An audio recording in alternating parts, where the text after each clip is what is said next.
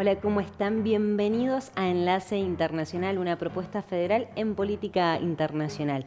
Un placer volver a acompañarlos aquí en Canal Acequia y estoy aquí con Augusto Griglifox. ¿Cómo estás, Augusto? Buen día, Luz. ¿Cómo estás vos? Un gusto nuevamente estar con ustedes en una semana que nos ha dejado bastantes temas, principalmente sin dudas lo que han sido las elecciones en Alemania, donde hay varias noticias, hay varias novedades. La principal, la salida de Angela Merkel del poder, además de un resultado en el cual un oficialismo vuelve a perder nuevamente en este contexto de pandemia y otros datos más, ¿no? Exactamente, muchísimo para analizar sobre las elecciones y qué es lo que puede llegar a pasar en Alemania, como bien decías vos, frente a la salida de Angela Merkel. Pero también tenemos otros temas para actualizar, por ejemplo, la situación de las negociaciones de gobierno y oposición de Venezuela en Ciudad de México.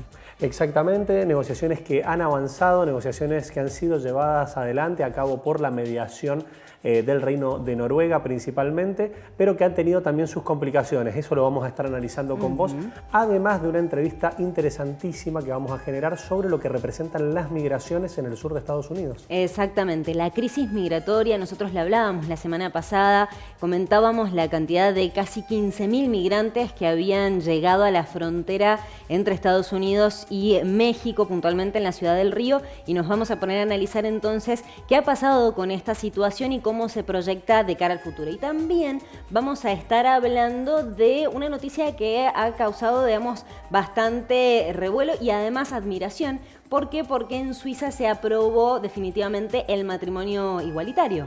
30 países ya a nivel mundial lo tienen habilitado, pero bueno, te adelantamos todo en este video.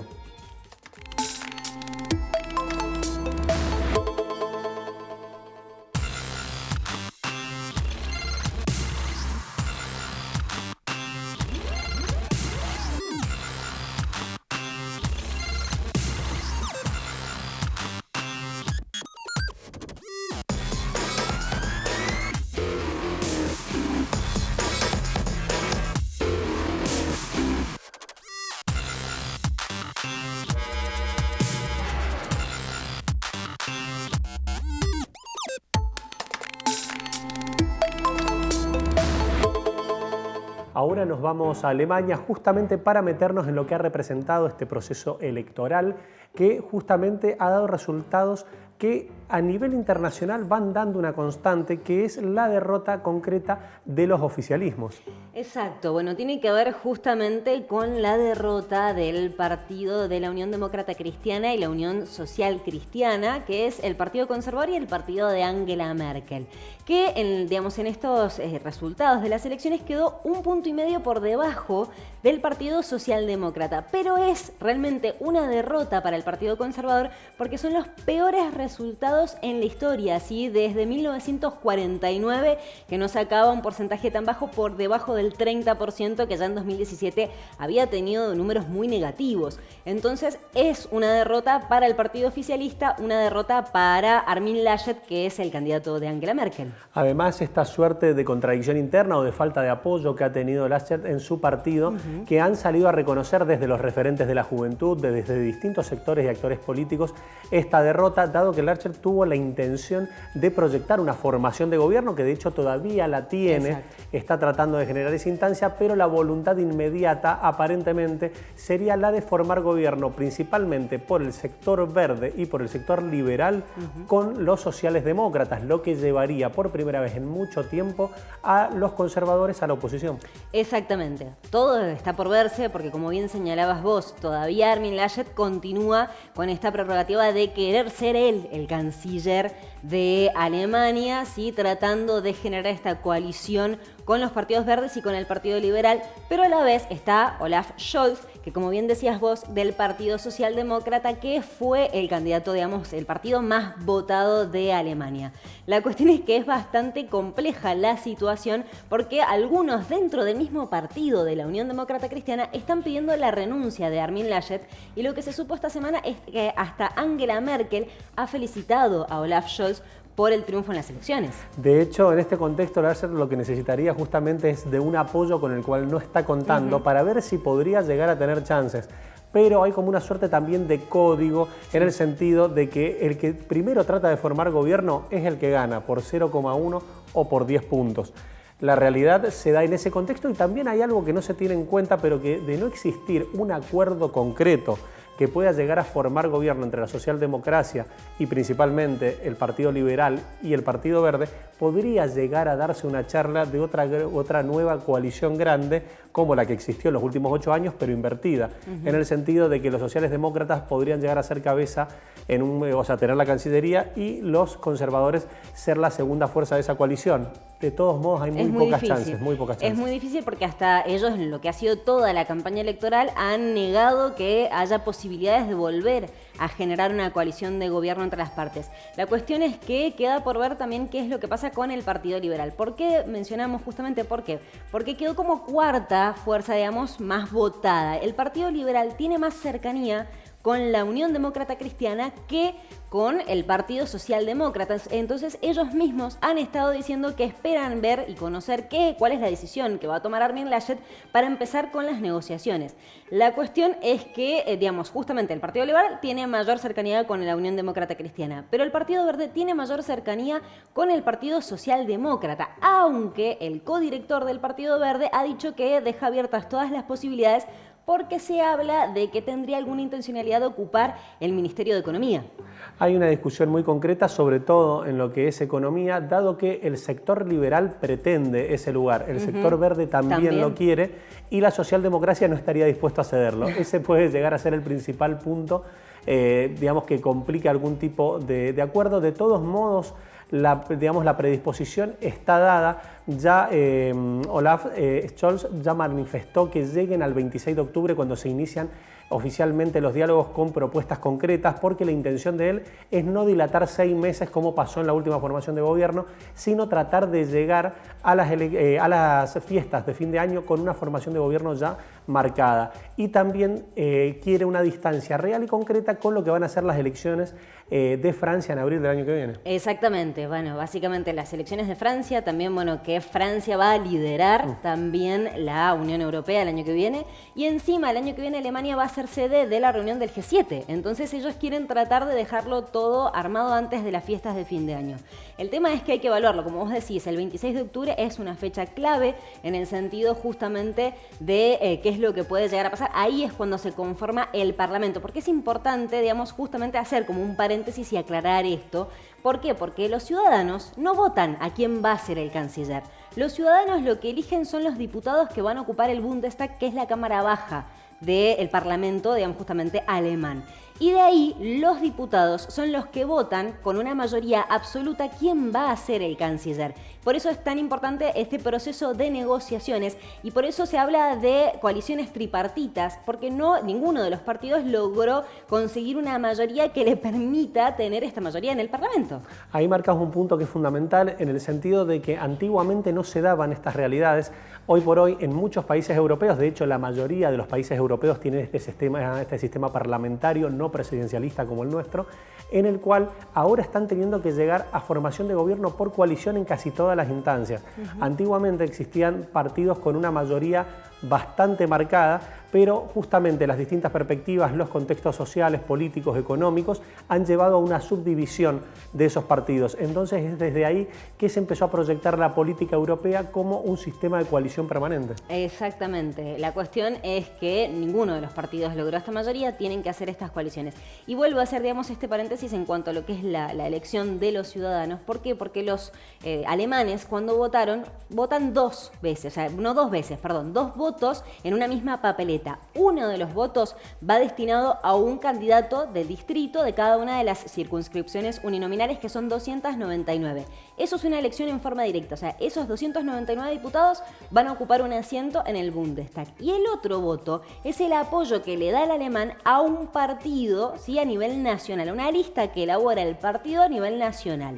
Entonces, lo que refleja este voto y por qué es tan importante es el apoyo que le da la ciudadanía al Partido Nacional y lo que quiere que sea representado en el Bundestag. Entonces, la conformación de esta Cámara de Diputados está por los 299 diputados elegidos directamente y por el compensatorio de la representación que tiene. Es decir, por ejemplo, si los ciudadanos votaron un 20% al partido de la Unión Demócrata Cristiana, ese 20% se va a reflejar exactamente en cantidad de diputados que van a ir al Bundestag y después tenés los mandatos compensatorios. Entonces es muy equilibrada la cantidad de fuerzas, pero a la vez se fragmentan mucho los votos. Totalmente. De hecho, ha sido una elección en la cual se han visto algunos logros de algunos sectores y en otros algunas derrotas, como por ejemplo, de hecho, la izquierda más marcada generó un 4,9, lo cual lo llevaba a que no iba a tener una representación, pero justamente por lo que plantea Luz, pasa a tener una representación directa de 3 miembros. Por otro lado, la derecha también genera una elección dentro de todo aceptable, podríamos decir. Estamos hablando de la extrema derecha alternativa para Alemania. Pero que 10%. Básicamente no tiene chances de coalición con nadie. No, hay mucho repudio y hay mucho resquemor también por parte de los otros partidos en cuanto a digamos, justamente la derecha, porque, digamos, esta alternativa para Alemania tiene, digamos, tintes neonazis. Entonces, los gobiernos han dicho que no hay posibilidades de formar ningún tipo de coalición con este partido y sí tuvo una buena representación, pero perdió con respecto a las elecciones anteriores de 2017 2 puntos. Lo único, digamos, los dos que crecieron en cuanto a lo que son las últimas elecciones fueron el Partido Socialdemócrata y el Partido Verde, que el Partido Verde fue el que más creció en más de 7 puntos. Que de todos modos el Partido Verde genera una performance con la cual no se queda conforme. De hecho, hasta hace 2 meses las mediciones le daban como para ganar la elección. De todos modos, hay que reconocer que la elección del Partido Verde ha sido muy importante, tema que venimos analizando en varias ocasiones, justamente este crecimiento, este impacto desde la Comunidad Europea y con principal pie en Alemania, con una perspectiva en la cual además están integrando al Partido Verde lógicas desde izquierda a derecha y que justamente lo hacen con una visión bastante amplia y holística. Algo que también puede llegar a favorecer a estas discusiones, según analistas, es esta lógica que se da entre la capacidad de los sectores verdes de arrimarse a algunas tendencias liberales en materia económica y desde los liberales de tener una perspectiva un poco más amplia a la hora de entender el impacto del cambio climático. Exactamente. Bueno, ahora queda todo por evaluarse. Puede pasar de que definitivamente no se cumplan los plazos que ellos están proponiendo. Bueno, de hecho, las últimas elecciones en 2017 se tardó 6 meses en poder formar un gobierno. No es la idea ahora, pero hay algunas cuestiones que están trabando la evolución de las negociaciones y hasta tanto que no se forme este nuevo gobierno, Angela Merkel no va a salir del poder. Pero bueno, la cuestión es que eventualmente cuando se forme la coalición, Angela Merkel dejará de ser la canciller después de 16 años en el poder. Antes de cerrar Alemania, un par de datos que me parecen que son interesantes es justamente hacer referencia a la elección que se da en Berlín, donde por primera vez una mujer va a ser alcaldesa. Hablamos de Franziska Giffey, una mujer de 43 años, socialdemócrata, como ha sido en los últimos 20 años Berlín, pero me pareció un dato a destacar. Otro dato también que me parece muy interesante es el ingreso al Parlamento por parte de dos miembros trans en el Partido Verde, cosa que no debería ser noticia, pero hoy por hoy en esta deconstrucción tenemos que seguir destacándolo. No debería ser noticia porque ya hay un crecimiento muy importante de participación por lo que es el LGTBIQ+, pero me parecía importante justamente destacar el logro de esta militancia, ¿no? Exacto, son 2 aspectos que realmente, como vos decís, no debería sorprendernos, pero es muy valioso justamente destacarlo para el proceso que estamos viviendo a nivel mundial de deconstrucción. Pero tenemos que cambiar de tema y ahora nos vamos a ir a México. ¿Por qué a México? Porque allí se desarrolló la tercera ronda de negociaciones entre gobierno y oposición de Venezuela. Unas negociaciones que desde un principio estuvieron trabadísimas, sí, hubo bastante polémica, hubo un retraso de la llegada de la delegación, principalmente, bueno, del gobierno de Venezuela, porque por los dichos de la primera ministra de Noruega, Erna Solberg, sobre la violación de derechos humanos en Venezuela en el contexto de la Asamblea General de las Naciones Unidas. Hay toda una cuestión compleja en relación a cómo partieron estas negociaciones, las cuales han avanzado. En su momento hacíamos referencia a que es una instancia valiosa, principalmente entendiendo los antecedentes. Habíamos hecho referencias a las negociaciones que se llevaron a cabo en Barbados en su momento, a la intervención que generó el Vaticano en un principio también, entre otras negociaciones que se fueron dando.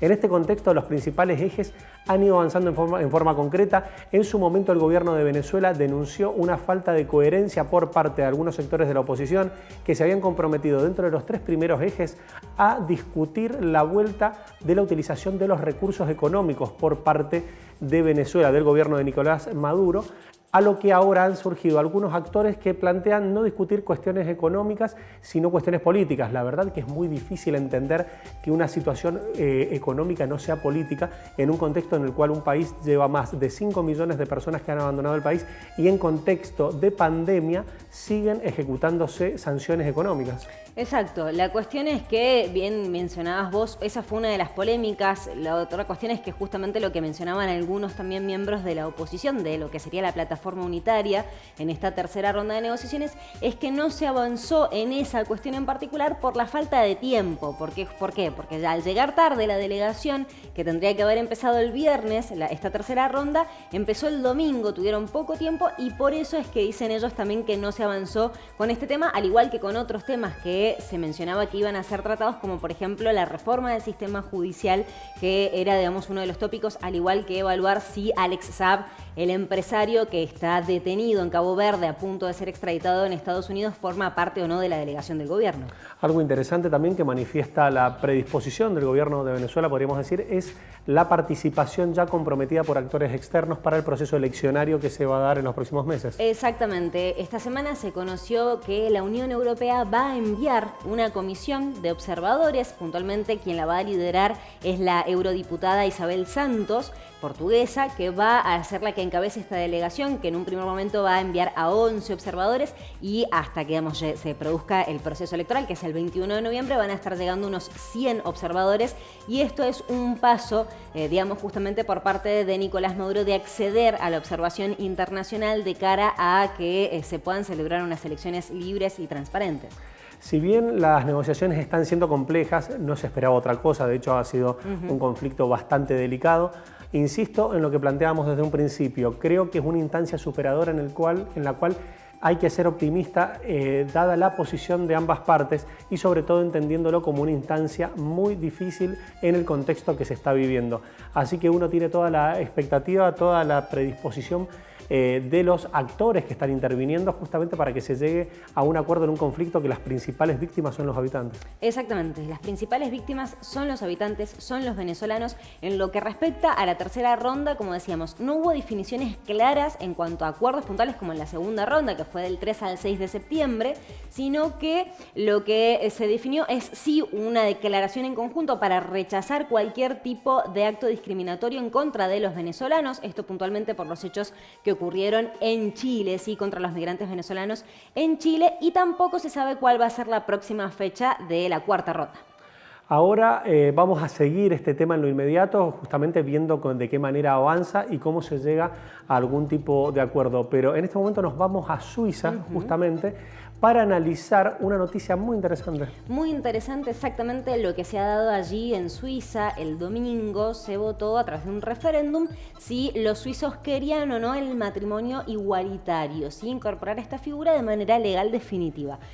Fue un sí rotundo, más del 60% de la población votó para que se incorpore esta figura, lo que permite adquirir nuevos derechos para aquellas personas justamente que, digamos, tienen una unión del mismo sexo. Entre algunas de las cuestiones que implica esta ley, se les permite adoptar, ¿sí? A los chicos, adoptar a bebés, y además, porque ellos ya tenían algunas cuestiones, algunos derechos a través de lo que se llaman alianzas registradas, se les permite adoptar y además se les permite acceder a mecanismos de reproducción asistida puntualmente a las mujeres. ¿Por qué? Porque a los hombres, digamos, únicamente van a poder acceder a la adopción, al tener un bebé a través de la adopción, porque no se permite la subrogación de vientre. Ahora, lo que sí, si bien es un motivo para brindar, hablamos de 30 países, la verdad, un número corto, un número chico. Sí. Hablamos de que a la ONU le integran alrededor de 186 países. Y nos encontramos con 30, queda mucho todavía. Queda mucho, bueno, justamente Suiza dejó de estar dentro de este pequeño grupo de la Unión Europea que continúa sin tener una figura legal, que justamente, digamos, tienen figuras legales pero sin oficializar el matrimonio igualitario, como por ejemplo Italia, Grecia o Liechtenstein, pero bueno, justamente se plantea esta necesidad, o lo que se está generando a partir de esto es que otros países empiecen a incorporar esta figura para otorgar la igualdad de derechos a todas las personas, digamos, justamente respetando su intención de casarse con otra persona, ¿no? Además, también por ahí esperar una política como bloque en relación a la materia por parte de la Comunidad Europea. algo que sería muy interesante, pero todavía no se ve que esté en discusión concreta o real este tema. No está en discusión real. Sí, algunos países tienen, como decíamos, algunas figuras legales, como por ejemplo Italia o Liechtenstein, que tienen uniones civiles que les permiten algunos derechos, como por ejemplo adquirir el nombre o el apellido del cónyuge o adoptar al hijo de la pareja. No está, digamos, justamente homologado o registrada la unión civil, y hay que ver qué es lo que pasa en el futuro, pero por ahora, en lo que sería el corto plazo, no se ve un ejemplo similar, ¿no? Vamos a seguirlo de cerca, pero ahora no te vayas, que en el próximo bloque tenemos una entrevista interesantísima para poder analizar en profundidad qué es lo que está pasando en materia migratoria en el sur de los Estados Unidos. Ya volvemos.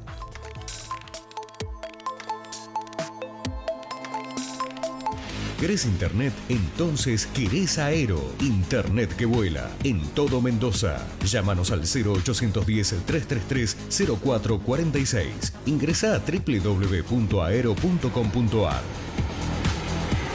Aero. Internet que vuela.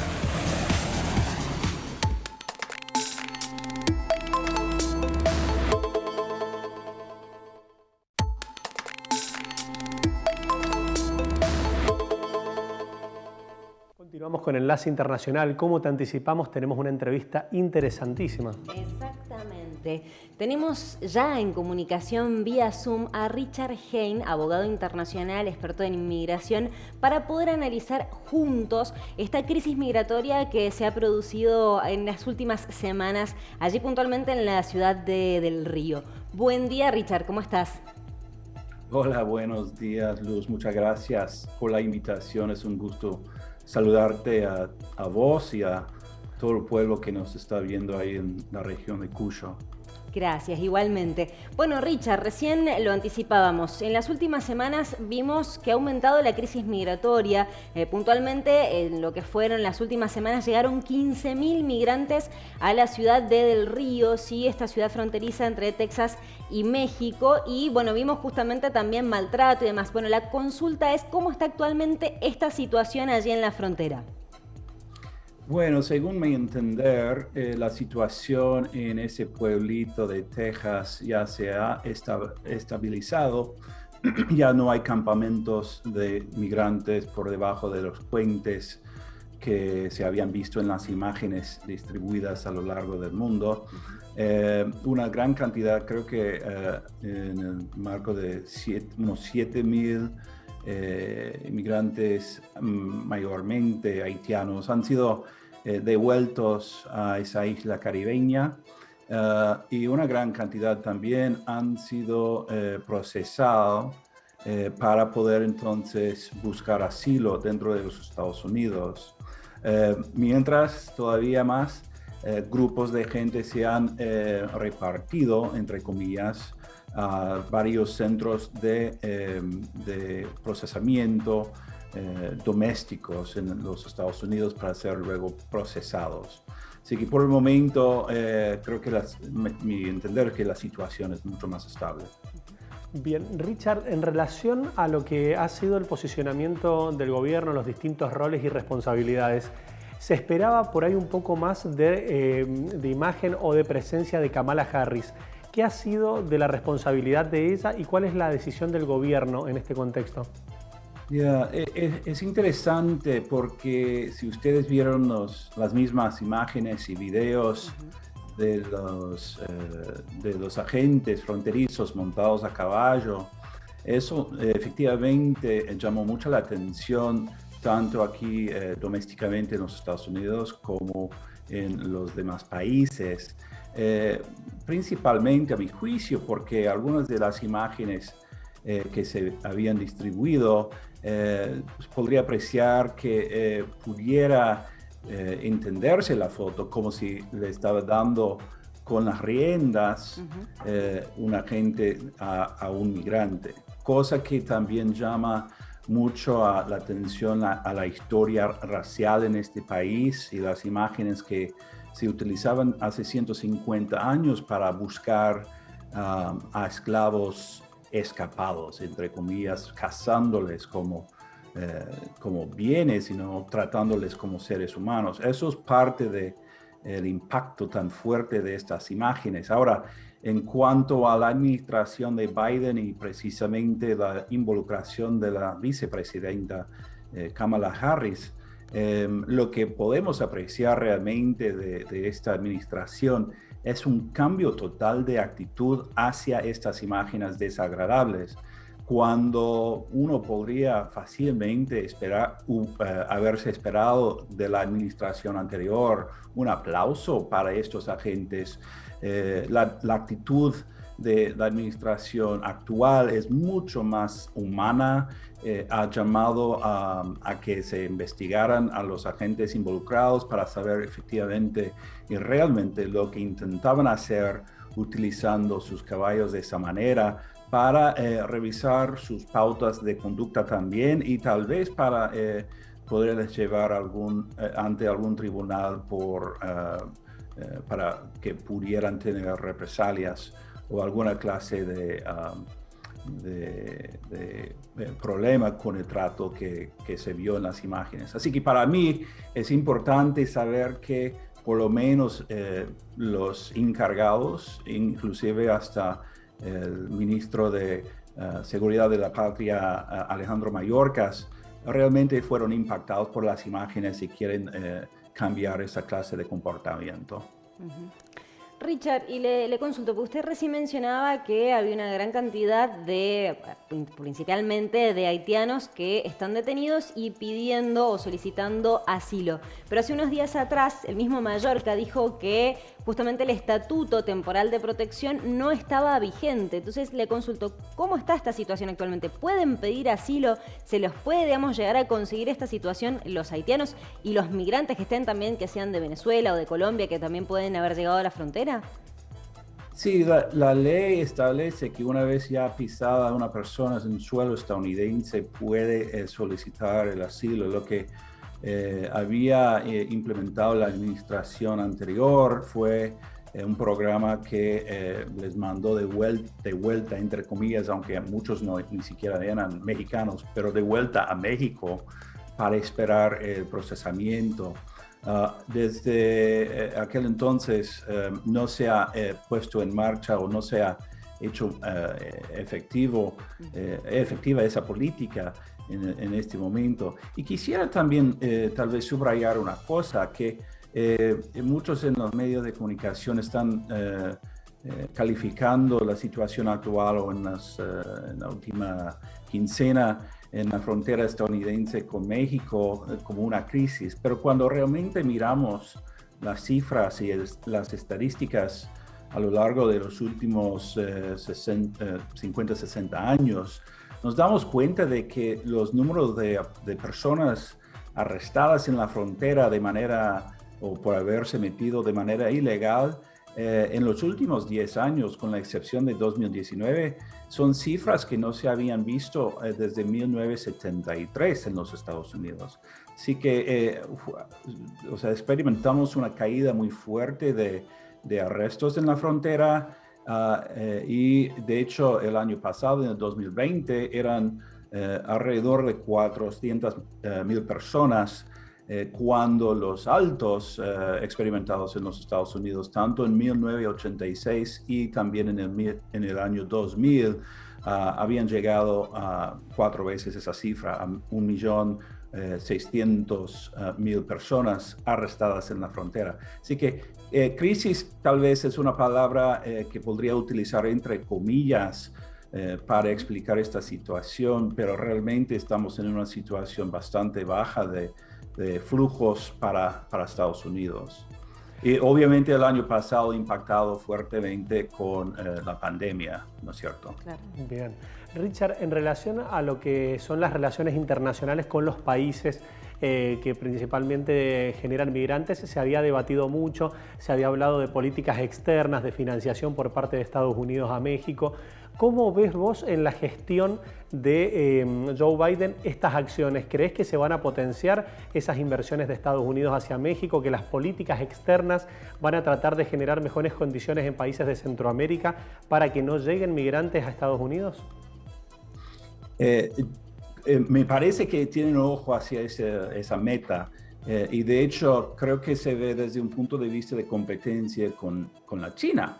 Y de hecho hubo una delegación de líderes estadounidenses que se ha hecho en la última quincena, creo que ha sido una vuelta por Latinoamérica para poder hablar con los gobernantes actuales en la región.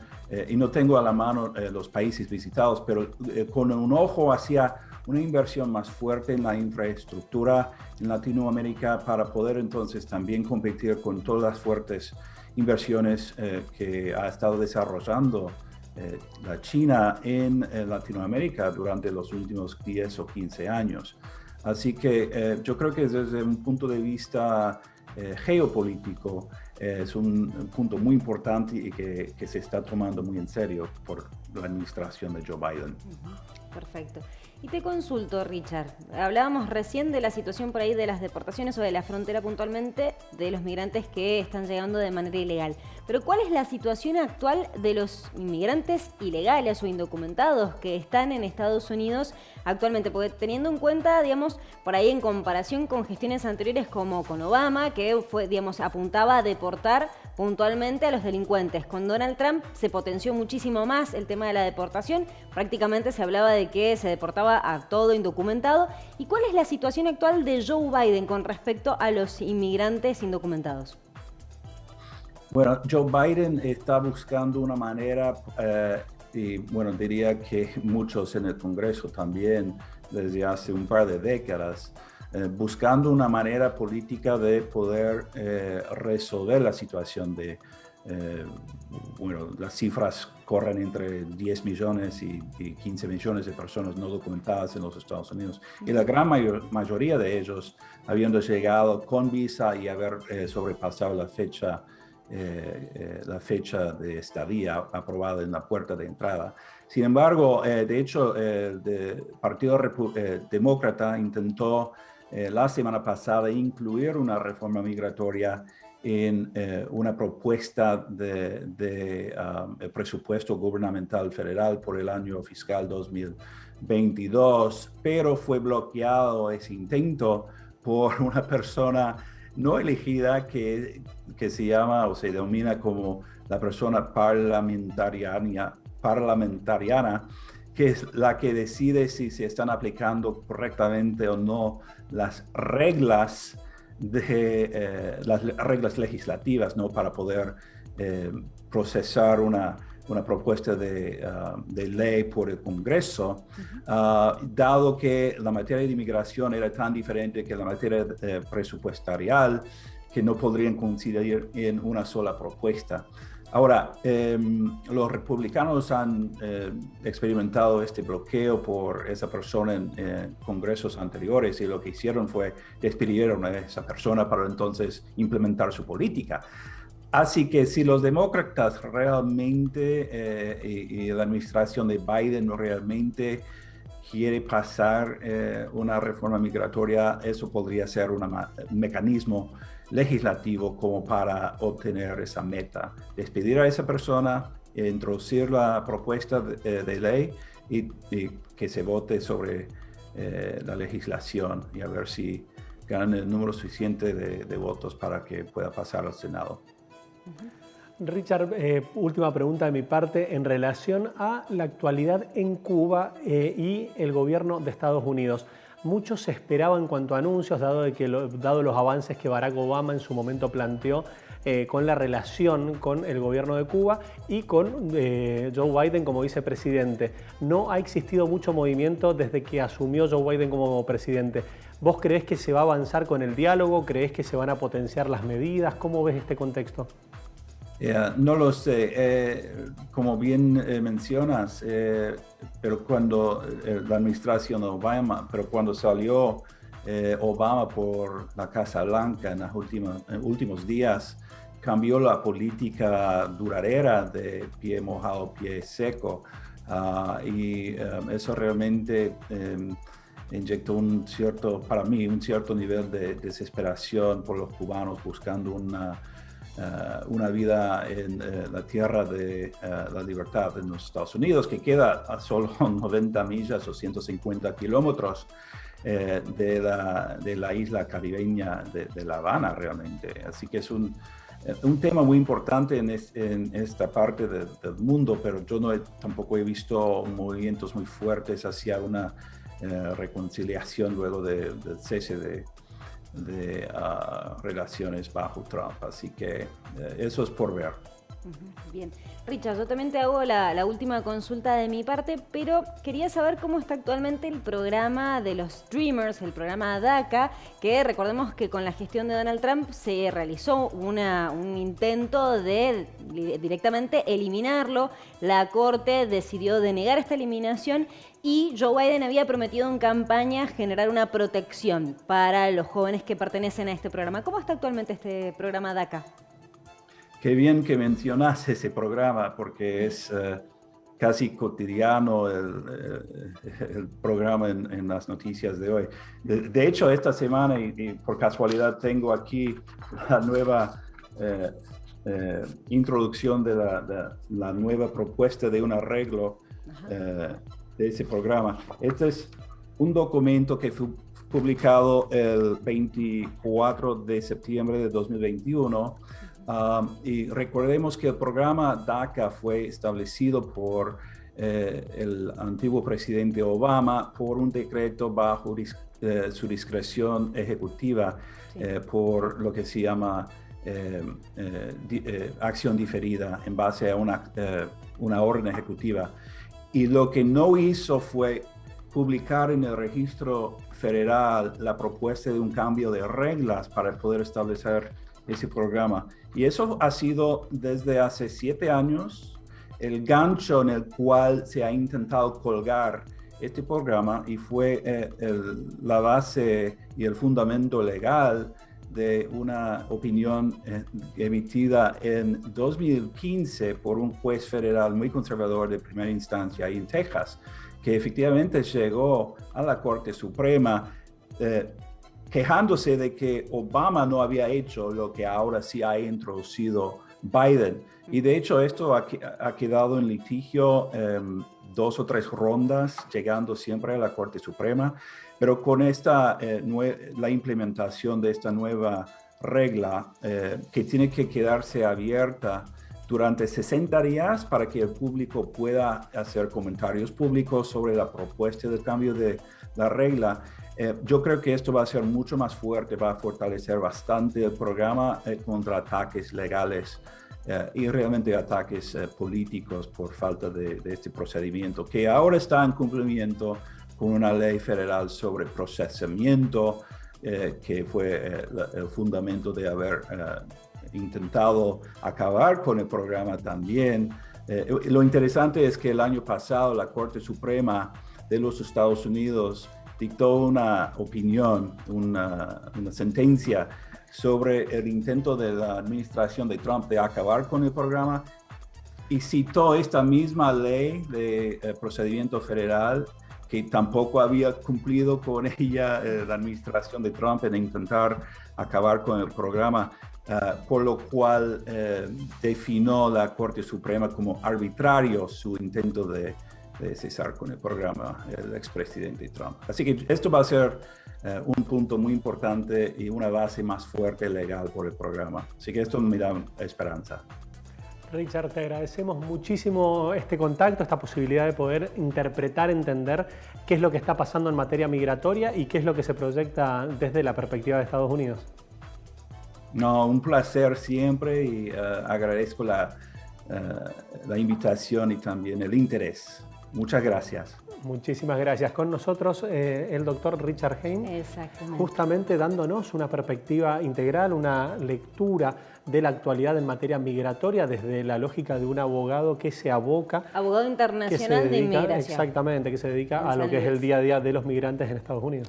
Exactamente, él está ubicado en San Luis, Missouri, y actualmente se dedica, entonces nos permite conocer un poco la actualidad. Y señalaba esto de lo que planteaba de la crisis migratoria, que no es tal como se señala por ahí en los medios. Es importante también conocer la perspectiva de ellos, ¿no? Entonces es muy bueno, y bueno, por supuesto teniendo en cuenta lo que ha venido pasando en estas últimas semanas. Lo que decía es que allí en la pequeña ciudad de Del Río, en Texas, la situación aparentemente está más equilibrada, está más calmada. Se ha devuelto a más de 8.000 haitianos a Haití de nuevo y otros están detenidos pidiendo asilo justamente en el marco del Estatuto Temporal de Protección. Ahora, no te vayas, que en el próximo bloque tenemos una propuesta interesantísima en materia de medio ambiente y de cine. Exactamente, ya volvemos.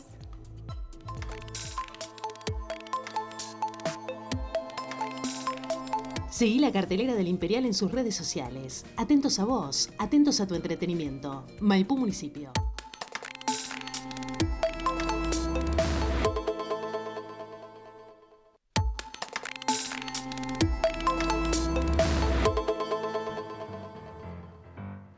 Último bloque de Enlace Internacional y como habíamos anticipado nos vamos a ir de lleno a la propuesta medioambiental. Exactamente, de hecho para esto estamos en contacto con Mario Guerrero para poder entender un poquito más de qué se trata este día en particular, que es el Día Nacional de la Conciencia Ambiental, 27 de septiembre, para lo cual nos hemos contactado con Mario. Buen día, Mario, ¿cómo estás? Hola, buen día, Luz, Augusto, muchísimas gracias por la invitación. Por favor, muchas gracias a vos por recibirnos y contanos un poquito de qué se trata este día, qué es lo que representa. Sí, en realidad este es un día importante y es un día que busca invitar a la reflexión. Es más que nada un día de efeméride porque estamos hablando de producto de una tragedia que aconteció en el año 93, en el que fallecieron una familia y una serie de efectivos de la salud, producto de justamente una contaminación. Lo importante de este evento es que invita a reflexionar respecto a la conciencia que implica el mantener, el convivir con nuestro ambiente, ¿no? Y la necesidad de cuidar no solamente nuestros recursos humanos y sociales y ambientales, sino también tener en cuenta del impacto que tiene nuestra actividad, sobre todo sobre el ambiente, ¿no? Entonces, de acá la importancia de este día. Perfecto. Y Mario, consultarte, bueno, justamente este día llama a la concientización, llama a que las personas tomemos conciencia de la situación medioambiental y demás, justamente por esta fuga. Pero consultarte, ¿cómo está actualmente Argentina, digamos, en cuanto a lo que es la proyección internacional y esta prerrogativa del cuidado del medio ambiente?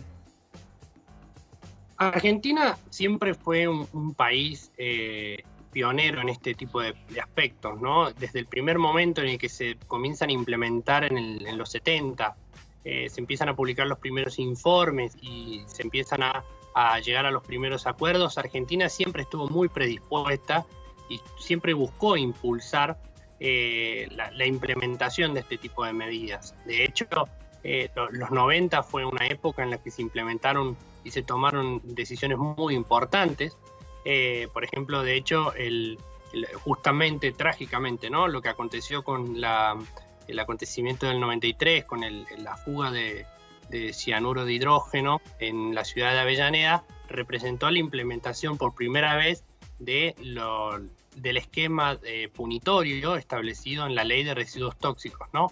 Entonces, habla de una normativa de avanzada, ¿no? Y en lo que tiene que ver con los procesos de negociación y de intervención en el plano internacional, Argentina siempre estuvo muy predispuesta a contribuir de la manera que fuera necesaria para fortalecer todas las medidas que se busquen implementar en fin de modificar el impacto que tenemos nosotros como humanos sobre nuestro planeta Tierra.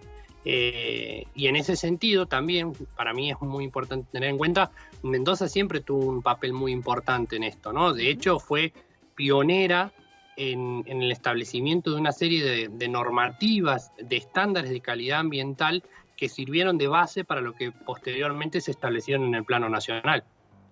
Mario, hacías referencia a Mendoza, a la perspectiva del medio ambiente, y te pregunto cómo ves vos, cómo interpretás vos a las generaciones que vienen, la generación alfa, la generación centennial, en relación al compromiso con el medio ambiente. Entiendo que la juventud, ¿no? Digamos, está muy comprometida, tiene mucha conocimiento y cabal comprensión de lo que está aconteciendo, pero porque es una realidad cotidiana con la que estamos viviendo. Antes si bien en los 70 se comienzan a publicar los primeros informes, ya dan cuenta del impacto que nuestra actividad humana está teniendo sobre el planeta, lo cierto es que eran entendidos como algo lejano, algo que se podía circunscribir a determinados países, al comportamiento de determinadas regiones.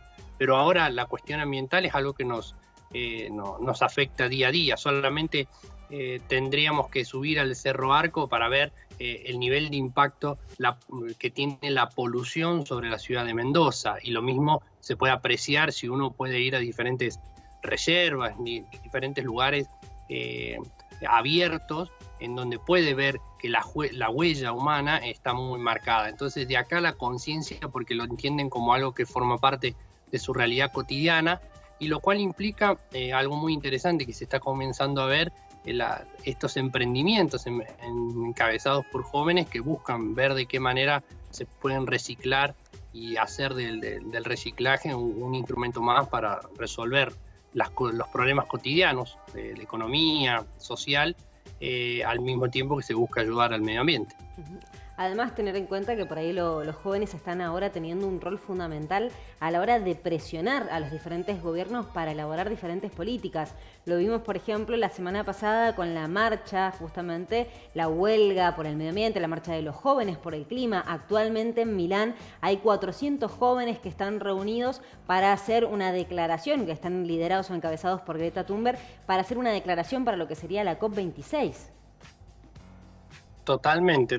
Igual no tendríamos que irnos tan lejos, tendríamos que ver, tomar conciencia, ¿no?, de la participación que ha tenido la juventud, por ejemplo, lo que es la Asamblea del Agua, acá en la provincia de Mendoza, o las marchas en favor de la protección de la Ley 7722, digamos, ¿no?, que regula toda la actividad minera acá en la provincia de Mendoza. Entonces, hay algo que es muy importante y destacar, ¿no?, de la provincia de Mendoza, es que históricamente se ha caracterizado por tener una conciencia ambiental bastante importante, y eso ha sido no solamente característico de algunos sectores sociales, sino que ha sido transversal a la sociedad, y la juventud ha tenido bastante importancia en esa cuestión. Así que nosotros como mendocinos tendríamos... Mario, te agradecemos muchísimo el contacto. Bueno, la verdad que clarísimo, y podemos generar una perspectiva, una interpretación general de tu visión del análisis real sobre la juventud, el medio ambiente y la conciencia que nos obliga a tener técnicamente, ¿no? Por favor, muchísimas gracias a ustedes por la invitación, y siempre atento, y por supuesto, la cuestión ambiental creo que no solamente es una cuestión del momento, sino también de lo que nos espera en el futuro. No lo podemos descuidar. Muchísimas gracias. Con nosotros Mario Guerrero, eres politólogo, investigador del CONICET, justamente, bueno, dándonos su visión, un análisis integral en relación a lo que representa este día de efemérides para la Argentina. Exacto. Y las distintas lecturas entre líneas, ¿no? Tal cual, así que como siempre es un placer convocarlo y poder charlar con él para conocer su perspectiva, también de perspectiva desde lo que es la política, desde las diferentes actividades que se realizan en el gobierno, y también el pantallazo general de lo que es Mendoza, ¿no? Esto de reivindicar un poco el rol de Mendoza en Argentina, de que ha sido pionera para el cuidado del medio ambiente. Totalmente, pero ahora nos vamos a la propuesta que tenemos en Cultura. Exactamente, tenemos una propuesta interesantísima en cuanto a la cuestión cultural. Hablábamos en el primer bloque de las elecciones en Alemania, ¿sí? Que después de 16 años Angela Merkel deja de ser la primera ministra, la premier de Alemania, para dar paso a un nuevo sucesor, que puede ser Olaf Scholz o puede ser Armin Laschet. Tenemos, ¿sí?, una propuesta muy interesante, que es un documental realizado por la Deutsche Welle, ¿sí?, para justamente lo que hace es un recorrido por los 16 años de justamente el mandato de Angela Merkel, y cuáles han sido las principales opiniones de otros líderes internacionales. Hay testimonios como por ejemplo de George Bush, también de François Hollande, ex mandatario francés, también digamos, altos funcionarios de China, de Japón, de Grecia, y van analizando cómo Angela Merkel va atravesando las diferentes crisis a lo largo de estos 16 años. como plantea Luz un recorrido general sobre estos 16 años de la gestión de la ahora sería dentro de poco, ex canciller de Alemania, y todo el legado que queda en base a lo que representó ella como referente alemana, como referente europea y como referente internacional. Exacto. La propuesta es interesantísima, ¿sí? Bueno, ha estado toda la semana aquí en Canal Acequia y tenemos el tráiler para verlo, lo vemos brevemente, realmente una propuesta interesantísima.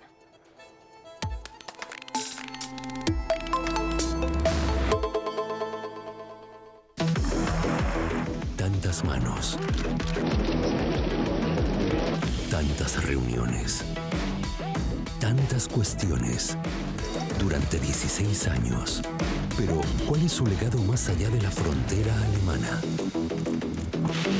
Angela Merkel brought class and dignity to a very important position and made very hard decisions. I think it would say compassionate leader. Chancellor Angela Merkel will be remembered as one of the strong leaders in the history of Germany. Madame Merkel n'est pas compliquée, elle est facile à comprendre et elle est respectueuse et elle demande à être respectée. I think at a certain time it was justified to describe Chancellor Merkel as the leader of the free world. Angela Merkel, estabilidad en un mundo en crisis.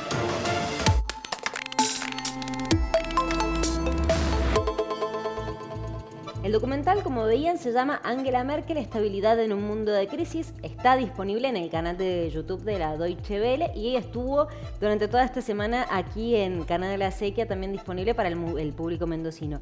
Realmente es una muy buena propuesta justamente para conocer cómo Angela Merkel ha ido atravesando estas diferentes crisis a lo largo de los 16 años. Crisis financiera, crisis de la deuda, crisis del euro, la crisis migratoria. En fin, bueno, también la primavera árabe y cómo fue atravesándolo y si ella logró posicionar a Alemania o no, cómo reaccionó, cómo pasa a la historia como la canciller que más tiempo estuvo allí en Alemania. También entender una herramienta concreta para ver cuál va a ser el giro que plantea ahora, sobre todo si hay una formación de gobierno por parte de la socialdemocracia, en qué forma se entrega a Alemania y cuál va a ser la proyección con los distintos actores, dado que de hecho ya hay planteos bastante diferentes a la construcción que propuso Angela Merkel en su momento. Exactamente, pasa de ser una coalición de centro-derecha a más posiblemente hacia la izquierda. Bueno, hay que ver qué es lo que pasa y también el impacto que tiene a nivel internacional, ¿sí? Algo que vemos a lo largo de todo el documental es lo que señalan los distintos entrevistados, es el peso que tiene Alemania en la Unión Europea y el peso que Angela Merkel tiene como una funcionaria estable, una funcionaria que se ha mostrado moderada, firme, pero que ha logrado sobrepasar diferentes crisis y que no puede quedar en el olvido. Lo que dicen la mayoría de los entrevistados es que se la va a extrañar puntualmente por su templanza, por la capacidad de justamente poder sortear estas crisis a través de diferentes posturas muy concretas y bueno, y también las distintas relaciones con otros mandatarios. Así que es una propuesta muy, muy interesante, muy atractiva y realmente te entretiene. 1 hora y media dura. Esto en un contexto en el cual todo se está rearmando, se está reprogramando en Europa. Vimos hace un ratito cuando te hablábamos que vienen elecciones también en Francia y donde va a venir un desafío muy concreto, muy real en relación a quién va a tomar la posta que ha llevado Alemania. Así que hay un trabajo en relación al posicionamiento que ha generado su referente político en los últimos 16 años. Exactamente. Bueno, así que por supuesto seguramente la Deutsche Welle va a seguir haciendo documentales y nosotros los vamos a seguir viendo porque ayudan a entender este contexto, ¿no? Tal cual, pero antes de irnos, comentanos cuál es el outfit que trajiste hoy. Divino, el outfit que me ha dado el atelier Ellen Hansen para este programa, preciosos. Empezamos de abajo para arriba, botas de cuero ecológico, una preciosura. Miren lo que es el vestido, es hermoso, lino 100% natural, ¿sí? Un corte divino, súper favorecedor. Miren, tengo las manos en el bolsillo, los botones de nácar, súper elegante, la combinación de los colores, súper favorecedor, la verdad que es divino. Y es de Juniel, que es la marca registrada de Ellen Hansen, al igual que los accesorios, el brazalete también es de Juniel. Vayan, ustedes recuerden que el atelier Ellen Hansen tiene un verdadero compromiso con el cuidado del medio ambiente, entonces trabaja a moda responsable y sustentable. Más que recomendado para que vayan, entonces San Lorenzo 576, Ciudad de Mendoza, que las van a estar esperando. Te agradecemos muchísimo habernos acompañado en esta propuesta de política internacional en forma federal. Te agradecemos tanto en Canal 3 de San Martín, Canal Sama de San Juan y Canal 13 de San Luis. Un fuerte abrazo, hasta la semana que viene. Chau, chau.